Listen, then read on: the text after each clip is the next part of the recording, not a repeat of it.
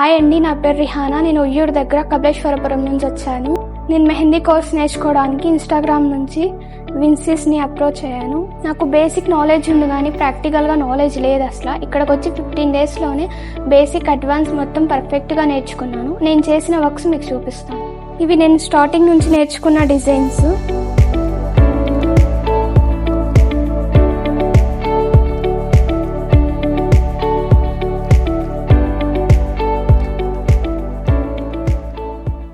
నేను ఇవన్నీ 15 డేస్లోనే పర్ఫెక్ట్గా నేర్చుకున్న డిజైన్స్.